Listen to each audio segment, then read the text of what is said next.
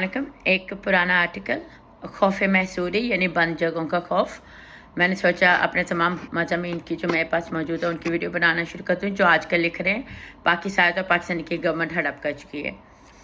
खौफ महसूरी।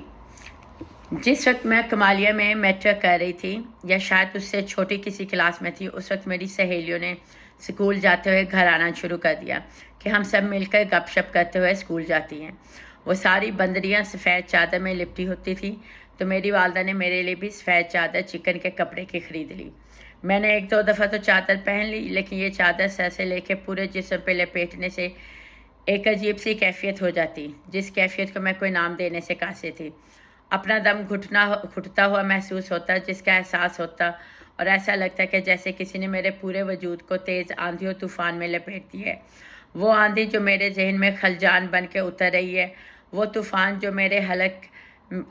के अंदर जाकर मेरी सांसों को घसीट के बाहर ला रहा है। फिर इस कैफियत से बचने का मैंने हल निकाल लिया। जैसे ही घर का मोड़ मुड़ना, तो चादर बस्ते से निकाल के घर पहुंचने से 1 मिनट पहले सर पे ओढ़ लेनी और जिस्म के गिर्द लपेट लेनी। ऐसा कुछ अरसे तक ही चला। एक दिन स्कूल से वापसी पे मैंने यही हरकत दोहराई, तो मेरी वालदा घर की छत से मुझे देख रही थी। उन्होंने कोई सवाल जवाब नहीं किया और इस चादर की मुझे कमीज़ सिलवा दी।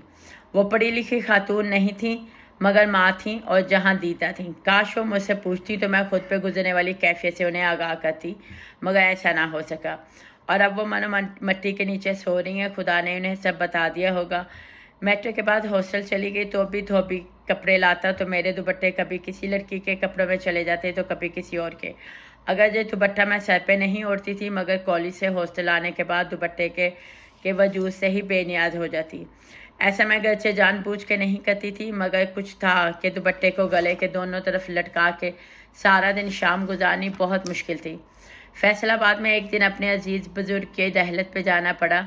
तो कब्रिस्तान उनके घर के बिल्कुल पीछे था और मैंने उनके घर की छत से उन्हें कब्रिस्तान में एक कब्र में उतरते देखा, जो कि एक आम रोज़मर्रा का अमल था मर्दों के लिए। मगर मेरे अंदर एक खौफ पैदा कर गया कि एक जीता जागता इंसान मनो मट्टी के नीचे कैसे रहेगा।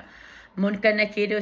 उसे सवाल जवाब करने आएंगे, तो उन सवालों का जवाब देने के लिए मनो मट्टी के नीचे अपने आप को तन्हा पाके किस कैफियत से गुजरेगा,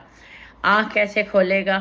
सांस कैसे लेगा, बोलेगा कैसे कि मुस्लिम अकीदे के मुताबिक कब्र के सवाल जवाब से हम सब मुसलमानों को गुजरना है। कॉलेज की लाइब्रेरी में इसमत चुगताई को पढ़ना शुरू किया, और जब पता चला कि उन्होंने कब्र के सवाल जवाब और कब्र के अजाब के डर से खुद को जलाना मुनासिब समझा हिंदू अकीदे के मुताबिक, तो ये मेरे लिए अचंभे की बात नहीं थी, क्योंकि मैं खुद इस खौफ का शिकार हो चुकी हुई थी। मगर कब्र से ज़्यादा आग का खौफ मेरे दिल में मौजूद था और मौजूद है, जिसका मतलब है कि मेरा जिस्म अगर कब्र से डरता है तो वो आग को भी कबूल नहीं कर सकता।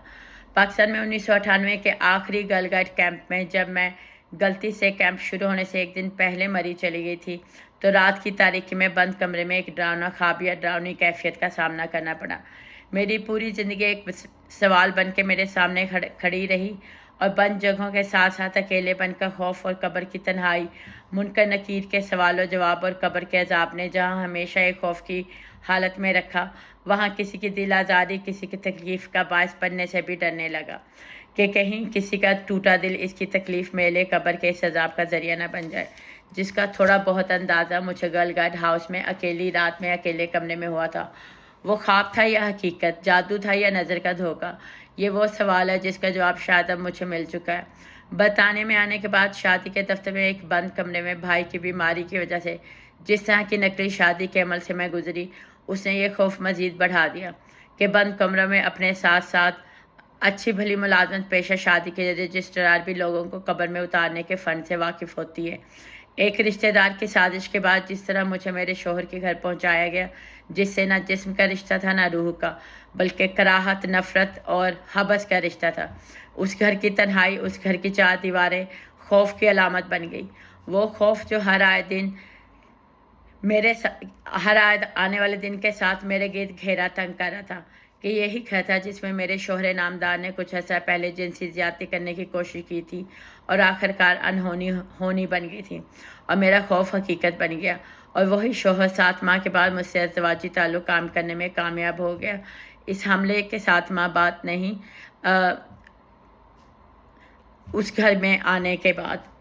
اس تعلق کے بعد جب خدا نے مجھے پہلی دفعہ ماں بننے کا موقع دیا تو شاید 3 ماہ کے حمل کو گرانے کے لیے مجھ پہ دباؤ ڈالا جانے لگا، اور بس سب لوگ جو میرے اپنے تھے وہ اس میں کامیاب ہو گئے، مگر اپنے پیٹ کے بچے سے زندگی چھین کے اسے موت دینے کا تحفہ دینے کا میرا فیصلہ، جو کہ میرا نہیں تھا اور شاید دنیا کی کسی ماں کا بھی اپنا فیصلہ نہیں ہوتا،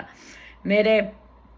بن جگہوں کے خوف میں مزید اضافہ کر گیا کہ یہ دنیا وہ ظالم دنیا ہے جو ماں کی کوکھ، جو بچے کی محفوظ ترین پناہ گاہ ہوتی ہے، کو بچے کے لیے قبر بنا سکنے پہ قادر ہے، اور اپنے مفادات کو حاصل کرنے کے لیے وہ ایسا کرتے ہوئے ذرا بھی نہیں چونکتے۔ جب دوسری دفعہ حمل ٹھہرا، جب خدا نے میرے بچے کی خود حفاظت کی، اور مجھے اس وقت اپنے حمل کے بارے میں پتہ چلا جب 21 ہفتے گزر چکے تھے، تو شاید میں 32 ہفتے کے حمل سے تھی، جب ایک عورت نے میرے پیٹ پہ اتنی زور سے ٹانگ ماری کہ میں درد سے بلبلا اٹھی، اور بچے کی پیدائش تک یہ خوف میرے اندر سرایت کرتا رہا کہ کہیں خدا میرے دوسرے بچے کے لیے بھی میرے پیٹ کو اس کی قبر نہ بنا دے، کہ ماں کی کوکھ کا بچہ اپنی زندگی اور موت کے بارے میں اتنا ہی بے بس ہوتا ہے جتنا کہ موت کے فرشتے کے آگے دنیا کا ہر انسان۔ دوسری شادی کے بعد میں لندن منتقل ہو گئی، تو وہاں جب دوسری مرتبہ گھر تبدیل کیا تو وہ شاید 7ویں 8ویں منزل پہ موجود ایک فلیٹ تھا، سب صحیح جا رہا تھا۔ اس وقت تک میرے 2 بیٹے تھے اور میں 5ویں دفعہ حمل سے تھی، کیونکہ میری دوسری شادی سے میرا پہلا حمل بھی ضائع کروا دیا گیا تھا میرے شوہر اور اس کے باپ کی یعنی سسر کی طرف سے، یہ کہہ کر کہ ہم لوگ غریب ہیں اور ہم کام نہیں کرتے، تو ہم لوگ یہ بچہ برداشت نہیں کر سکتے، ابھی اسے افورڈ نہیں کر سکتے۔ جب میں دوسرے گھر میں منتقل ہوئی، ایک دن بڑا بیٹا اپنا ہاتھ مجھے دکھانے لگا، اس کی انگلی سے مسلسل خون بہہ رہا تھا۔ میں نے اس پہ پٹی باندھی اور پورے گھر کا کونا کونا چھان مارا، ہر کھڑکی ہر دروازہ دیکھ لیا، مگر کہیں سے بھی کوئی شیشے کا ٹکڑا یا کوئی ایسی چیز نہ ملی جس کی وجہ سے بچے کی انگلی سے خون فوارے کی طرح بہہ سکتا۔ اس واقعے نے مجھے مزید خوفزدہ کر دیا۔ انہی دنوں میں نے لندن میں گھر لیا تھا، جسے کرائے پہ دیکھ کے میں نے واپس اپنے بہن بھائیوں کے پاس ان کے شہر برسٹل میں جانا تھا، مگر اس فلیٹ سے اس بند گھر نے مجھے ایک ایسے خوف میں مبتلا کیا کہ میں فوری طور پر اس مکان میں شفٹ کر گئی، اس فلیٹ کو چھوڑ دیا۔ اسی گھر سے ایک دن دفتر گئی، طبیعت میں بوجھل پر محسوس ہوا تو ہسپتال چلی گئی، جہاں مجھے میرے پیٹ کے بچی کے دل کی دھڑکن کے بند ہونے کی خبر سنائی گئی۔ میں اس وقت 7 ماہ کی حاملہ تھی اور اپنی کوکھ میں پلتی بچی کو اس کوکھ کے قبر بننے کی خبر نے مجھے ہلا کے رکھ دیا۔ شاید یہ میری زندگی کے تابوت میں آخری کیل تھا جس نے مجھے دنیا مافیا سے بے خبر کر دیا۔ میں چل رہی تھی، پھر رہی تھی، سو رہی تھی، جاگ رہی تھی، کھا رہی تھی، پی رہی تھی، ہنس رہی تھی، رو رہی تھی، مگر زندہ نہیں تھی۔ کچھ تھا جو میرے اندر مر گیا تھا اور وہ شاید میں خود تھی۔ میرے زندہ رہنے کی خواہش تھی، میری زندگی کا جواز تھا تو صرف میرے 2 معصوم بچے، مگر ان بچوں کو ایک جیتی جاگتی ماں کی ضرورت تھی، جو کہ شاید میں نہیں تھی۔ کہ وہ گھر میرے ہاتھ سے چلا گیا، مجھے کچھ خبر نہیں تھی۔ آہستہ آہستہ ہمت بڑھائی اور قانون کی تعلیم حاصل کرنا شروع کی کہ میرے بچے اسکول کے بعد چند گھنٹے چائلڈ مائنڈر کے پاس گزار لیں اور میں صبح 9 سے شام 5 بجے تک ملازمت کر کے 6 بجے اپنے بچوں کے پاس پہنچ جاؤں، مگر شاید ابھی قدرت کو یہ منظور نہ تھا اور گھر میں عجیب و غریب واقعات کا سلسلہ شروع ہو گیا اور میرے بچے مجھ سے چھین لیے گئے۔ 3 کمروں کا وہ گھر میرے لیے پھر سے قبر بن گیا، اور یہ احساس کہ میں وہ بد نصیب ماں ہوں جو نہ اپنی کوکھ میں موجود 2 بچوں کو بچا سکی اور نہ ہی اپنی زندگی میں موجود 2 زندہ بچوں کو تحفظ فراہم کر سکی، اور نہ ہی اپنی مردہ بچی کو بچا سکی جس نے پیدا ہونے سے پہلے ہی آنکھیں کھولنے سے انکار کر دیا تھا۔ ان بچوں کو واپس لینے کی، اپنے آپ کو بہتر ماں ثابت کرنے کی میں نے پوری کوشش کی، مگر میں اس کوشش میں ناکام رہی، کیونکہ فیصلہ سنانے والے انسان تو تھے مگر مائیں تھیں نہ باپ تھے، اور نہ ہی اس کرب سے واقف تھے جسے وہ ہم تینوں ماں بچوں کو گزار رہے تھے اور ہم تینوں کو الگ الگ کر کے زندہ قبر میں اتار چکے تھے۔ دل کے اندر موجود 2 قبریں کبھی چیخیں بن کے گھر میں گونجتی تو کبھی زندہ بچوں کی 2 الگ الگ قبریں کہ ماں سے چھینے گئے بچے بھی قبر میں مدفون ہو جاتے ہیں، خواہ وہ قبریں کتنی ہی پرآسائش کیوں نہ ہو۔ ان چیخوں کو میرے حلق میں دبا لیتی۔ آہستہ آہستہ وقت نے احساس دلانا شروع کیا کہ ایک اکیلی عورت شاید ہمیشہ سے ایک خوف محصوری کا شکار ہوتی ہے۔ وہ پیدائشی طور پر کلاسٹروفوبک ہوتی ہے، کیونکہ جو خوف اس کی پیدائش سے پہلے اس کی ماں کے اندر پل رہا ہوتا ہے، وہی خوف ماں کی کوکھ میں رہتے ہوئے اس کی رگ رگ میں سما جاتا ہے۔ اس کی ماں کے اندر کا وہ خوف جو کبھی طلاق کا خوف ہوتا ہے تو کبھی شوہر کی بے وفائی کا، کبھی سوتن کا خوف ہوتا ہے تو کبھی بیٹی پیدا ہونے پہ ٹھکرائے جانے کا خوف، تو کبھی پہلی بیٹی کے بعد دوسری بیٹی پیدا ہونے کا خوف، اور شوہر کی، سسرال کی، معاشرے کی، یہی وہ عدم قبولیت ہے جو ماں کا خوف اس کی بیٹی میں اس کی پیدائش سے پہلے پیدا کر دیتی ہے، اور وہ بچی خوف محصوری لے کر پیدا ہوتی ہے کہ اس کی ماں اس کے لیے ایک پرچھائی بن کے اس کے ساتھ رہنا چاہتی ہے، مگر ایسا کر نہیں پاتی۔ بیٹیوں کی عصمت دری کا خوف، ان سے جنسی زیادتی کا خوف، ان کی کردار کشی کا خوف، ان کی ذہنی بربادی کا خوف، ان کے لیے اچھے ساتھی کا انتخاب نہ کر سکنے کا خوف، ان کی شادی کے بعد ان کے لیے بے پناہ مسائل کے پیدا ہونے کا خوف، بیٹیوں کی شادی ٹوٹنے کا خوف، یہ وہ سب خوف ہے جس میں ایک عورت، ایک ماں اس لیے جکڑ دی جاتی ہے کہ یہ معاشرہ، یہ سوسائٹی، یہ دنیا عورت کو اس کی پیدائش سے پہلے ہی زندہ قبر میں گاڑ چکی ہوتی ہے، اور ماں کی کوکھ میں رہ کے ایک بچی کا اپنے ماں کے لیے کچھ کر نہ سکنے کا خوف ساری عمر سے خوف میں مبتلا رکھتا ہے۔ میں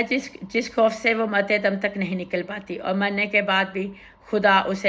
اس کے ساتھ کیا سلوک کرتا ہے، کیا نہیں کرتا، اس بارے میں ہم جتنا بھی جانتے ہیں شاید وہ کم ہے کہ ہمارے عقیدے کے مطابق جنت ماں کے قدموں کے نیچے ہے۔ تو اگر مرنے کے بعد بھی عورت ماں بن کے بھی اولاد کے لیے جنت کو اپنے پیروں کے نیچے چھپا کے بیٹھی ہوگی تو ماں خود کہاں ہوگی؟ اس کا وجود جنت کے باہر ہوگا تو وہ باہر کا سما کیسا ہوگا؟ ایک بچہ اسکول جا رہا اور راستے میں اسے کچھ پیسے نظر آئیں اور وہ کسی بہانے سے ان پیسوں پہ پیر رکھ کے کھڑا ہو جائے کہ آتے جاتے دوستوں کی اس پہ نظر نہ پڑے،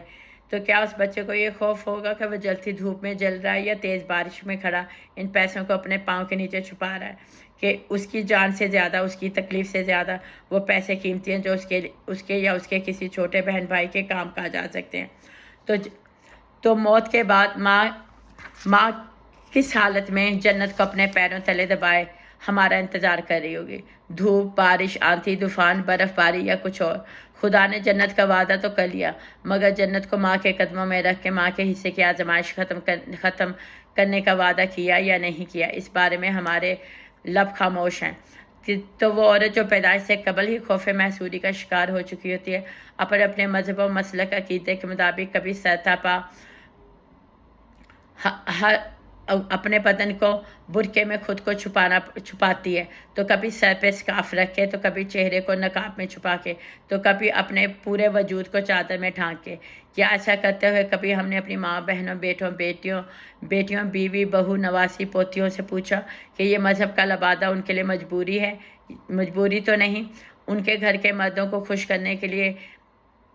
جی حضوری تو نہیں؟ دنیا میں کتنی بچیاں ہوں گی جو اس خوف کا شکار ہوں گی جس خوف کا شکار میں تھی، جس خوف کا شکار عصمت چغتائی تھی، وہ بھی کلاسٹروفوبک تھی لیکن شاید کسی کو پتہ نہیں چل سکا، جس خوف کا شکار میں ہوں، اور مجھے گھبراہٹ کی حالت میں رات کے اندھیرے میں دروازے کھول کے تازہ ہوا کی ضرورت پڑ جاتی ہے۔ تو کتنی ماں، بہنوں، بیٹیوں کو مکمل برقعے، مکمل حجاب، مکمل نقاب میں اپنا دم گھٹتا ہوا محسوس ہوتا ہوگا، اس لیے نہیں کہ وہ مذہب بیزار ہے بلکہ اس لیے کہ وہ ایک بیماری کا شکار ہے۔ کسی بھی مذہب، مسلک، فرقے یا عقیدے سے تعلق رکھے لیکن اپنے گھر کی عورت کو انسان سمجھ کے اس سے اس کے لباس کے بارے میں ضرور بات کرے جو آپ کے لیے فخر، شان، عزت و آبرو کا باعث ہے کہ شاید یہی لبادہ اس عورت کے لیے خوف و ہراس، وحشت و پریشانی اور رفتہ رفتہ موت کا پیامبر ثابت ہو جائے۔ مجھ کو اندر کا حبس کھاتا ہے، مجھ کو پردے سے خوف آتا ہے، ماں دے گا مجھے لباس میرا، پر جھگڑنے سے خوف آتا ہے، گھر کے مردوں کی آبرو کے لیے گھر کے مردوں سے خوف آتا ہے۔ سمینہ رحمت منار، شکریہ۔